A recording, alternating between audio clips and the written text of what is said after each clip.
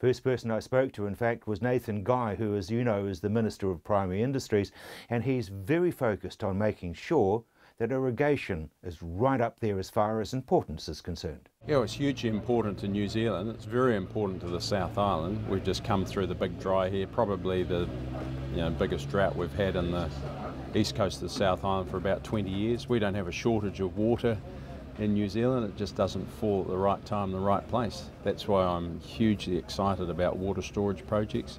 If you look at the Opua, that's been going for about 16 years, and we know that there are a lot of benefits from the Opua. We've got fish and game that are out collecting fish and rescuing them from nearby streams and rivers that would otherwise die. They're releasing them into the Opihi, which flows from the Opua.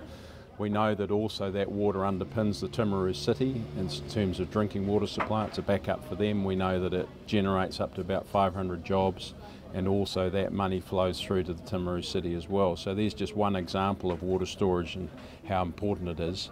Also here we've got the Central Plains Irrigation Scheme, stage 1 underway. We're talking about hundreds of kilometres of piping, a tail race that's about 16 odd kilometres long and going to be extended in stage 2 and stage 3. Ultimately that'll mean 60,000 hectares of land irrigated in this particular area.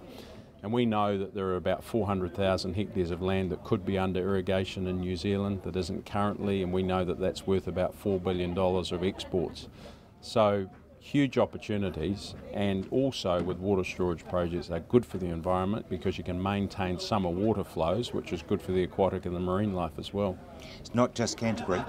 No, not just Canterbury. We're looking at a whole lot of other sites. In fact, I was up in Northland a few weeks ago. I announced $75,000 where MPI is working with the local council up there to look at opportunities in Northland. Northland's an interesting one because they've had a couple of droughts and then they've had a flood as well.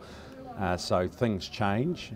But ultimately, we know there's not enough water stored in New Zealand. You look in the Wairarapa water storage project there, the Tararuas, not far from where I live, they get about 5 metres of rain a year. Move into Martinborough, not too far away, they get 700 mils of rain average. So, we've got a lot of rain falling, but not necessarily in the right place and the right time. Trade. Trade's hugely important to New Zealand. We export to about 160 countries around the world. We have tariffs that at times are a big restriction and very costly on our exporters.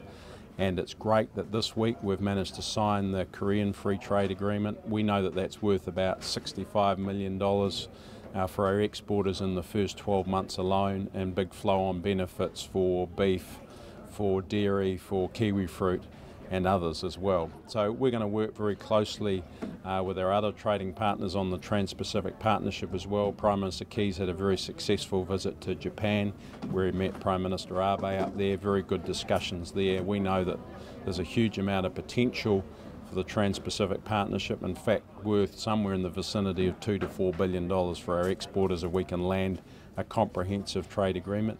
We never get completely what we want, and that's why we have negotiators like Tim Grosser and others who are there doing the batting and bidding for us. But ultimately we're keen to see more tariffs removed, allow our exporters to have greater access into these very lucrative markets. Biosecurity Minister. Biosecurity is hugely important for me. It's my #1 priority. We're investing more in terms of funding, in terms of frontline people. We've increased the numbers 130 over the last 2 years. Dog detector teams have grown up to 40. That's a handler and a dog working on our different pathways, whether it's the mail centre, cruise ships, international passengers coming in. We're doing more and more in this space. There's 175,000 items that come across our border a day, 11 million passengers across our border a year, so this is a big business. We run a multi-layered risk scenario, so we focus on where the risk passengers and items and what countries they're coming from. Some say we need to do more, and we're doing a lot and continuing to do even more with technology. We've purchased a whole lot of new X-ray machines. We're investing $65 million in a biocontainment facility at Wallaceville in the Hutt Valley.